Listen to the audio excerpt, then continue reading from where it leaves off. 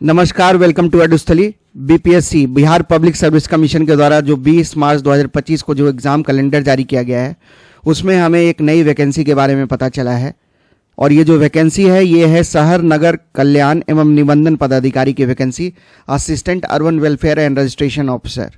और इसी वैकेंसी के डिटेल्स को शेयर करने के लिए मैं आज आपके साथ आया हूँ। इस वीडियो को आप अंत तक ज़रूर देखें। इसमें मैं आपके साथ सारा डिटेल्स शेयर करने जा रहा हूँ। क्या एग्ज़ाम पैटर्न रहेगा, क्या सिलेक्शन प्रोसेस रहेगा, क्या एज लिमिट रहेगी आपकी, कितनी सीट्स आई हैं, क्या सैलरी मिलने जा रही है आपको, कब तक एग्ज़ाम होने की संभावनाएं हैं, क्या प्रमोशन के चांसेस है, ये सारी डिटेल्स मैं आपके साथ शेयर करने जा रहा हूँ। और वीडियो में आगे बढ़ने से पहले ये भी बता दूं कि जो लोग भी हमारे चैनल पर नए आए हैं चैनल को सब्सक्राइब जरूर कर लें, क्योंकि जो भी गवर्नमेंट वैकेंसीज आती है उसके रिगार्डिंग अपडेट्स मैं अपने चैनल पे लेके आता हूं। तो अगर आप हमारे चैनल से जुड़े रहेंगे तो उन वीडियोस का नोटिफिकेशन सबसे पहले आप तक पहुंच सकेगा। तो चलिए आगे बढ़ते हैं। ये जो वैकेंसी है आपकी ये है assistant urban welfare and registration officer. इसकी जो एलिजिबिलिटी है, आप अगर किसी भी स्ट्रीम में ग्रेजुएट हैं, चाहे बीए, बीएससी, बीकॉम, बीटेक, कुछ भी, अगर आपका ग्रेजुएशन की बस अगर आपके पास डिग्री है तो आप इस फॉर्म को भरने के लिए अप्लाई एलिजिबल हैं, आप इस फॉर्म में अप्लाई कर सकते हैं। तो इसके लिए कोई स्पेशल क्वालिफिकेशन नहीं मांगा गया है, बस आपकी ग्रेजुएशन की डिग्री होनी चाहिए। किसी भी स्ट्रीम से आप ग्रेजुएशन किया है, इंजीनियरिंग ग्रेजुएट हो आप या फिर मास कम्युनिकेशन ग्रेजुएट हो, कोई भी आपकी स्पेशलाइजेशन है, नॉर्मल अगर आपके पास ग्रेजुएशन की डिग्री है तो आप इस फॉर्म में अपना एप्लीकेशन डाल सकते हैं। ये जो एग्ज़ाम कंडक्टिंग एजेंसी की जहाँ तक बात रही, तो एग्ज़ाम आपका बीपीएससी के द्वारा करवाया जाएगा, ये आप ध्यान रखेंगे। और जो टोटल सीट्स आई है आपकी वो है 285 सीट्स। 285 पदों के लिए वैकेंसी लाई जाएगी। ये देखिए, आपका जो नाम होगा पोस्ट का वो होगा assistant town welfare and registration officer. ये नॉन गैजेटेड पद होगा, बेसिक ग्रेड का ही पद है, इसी पे आपकी नियुक्ति होगी assistant town welfare and registration officer की। समय के साथ आप प्रमोशन के लिए एलिजिबल होंगे। तो पहला प्रमोशन आपका जो मिलेगा वो deputy town welfare and registration officer के पद पे मिलेगा, जो कि गैजेटेड पद है, राजपत्रित पद है। ये आपका पहला प्रमोशन का स्तर है। और दूसरा जो प्रमोशन इसका स्तर है आपका वो है town welfare and registration officer. ये भी राजपत्रित पद है आपका और ये सेकंड प्रमोशनल लेवल है आपका।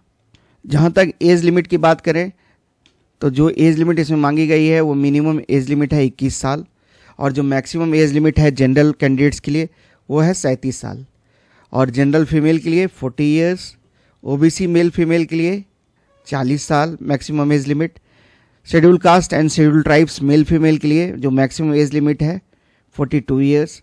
और जो कट ऑफ डेट है, जिस डेट पे आपकी एज की गणना की जाएगी, वो एडवर्टीजमेंट आने का डेट जो आपका 1 अगस्त, जिस भी साल आपका एडवर्टीजमेंट लाया जाएगा, जैसे अगर इस साल आपकी वैकेंसी आने वाली है तो 1 अगस्त 2025 को आपकी उम्र की गणना की जाएगी। ये आपका कट ऑफ डेट होगा।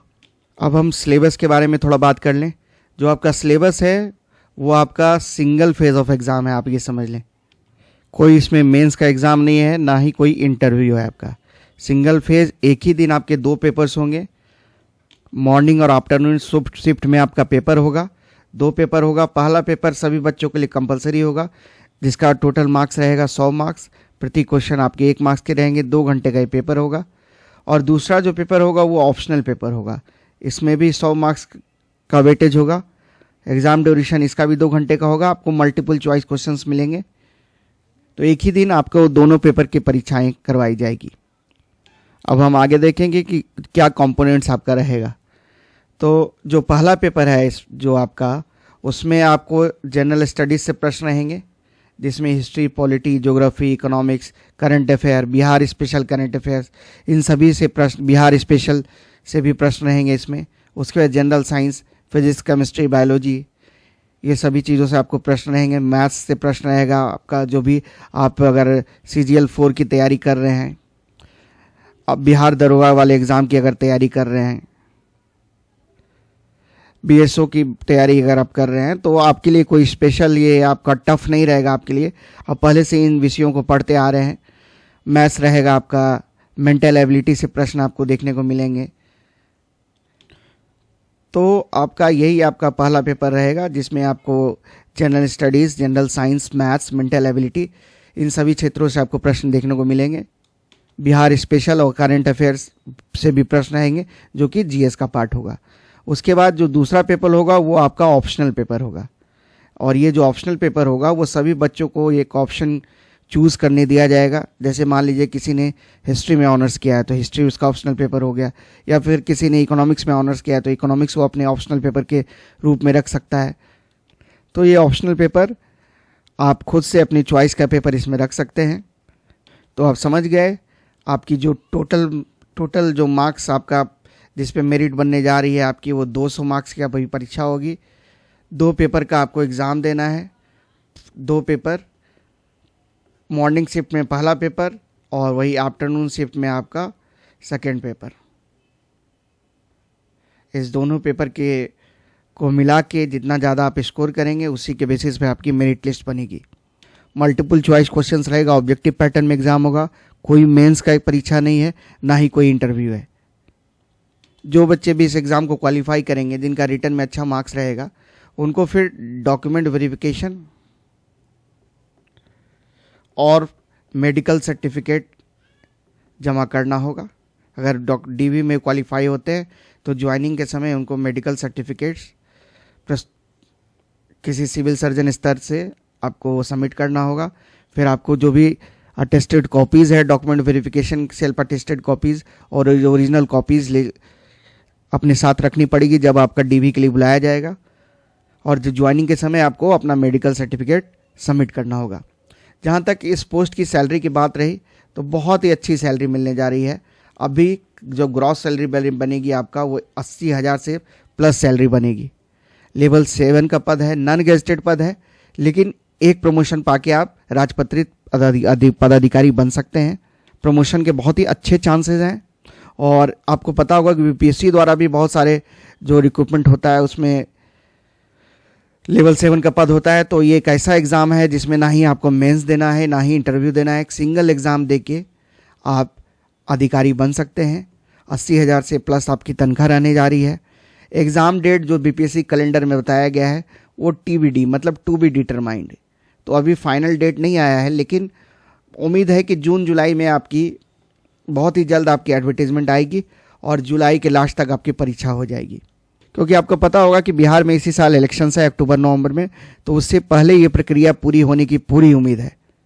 तो मैं यही कहूँगा कि बहुत ही अच्छी वैकेंसी है। आप अगर बिहार दरोगा की तैयारी कर रहे हैं, CGL 4 की अगर तैयारी आप लगे हुए हैं, तो आपके लिए बेस्ट एग्ज़ाम है। आपको कोई एक्स्ट्रा मेहनत करने की ज़रूरत नहीं है। जो स्पेशल पेपर है आपका उसकी बस आप तैयारी करेंगे, वो आने दीजिए। आप एडवर्टीजमेंट बहुत ही जल्द आने वाला है।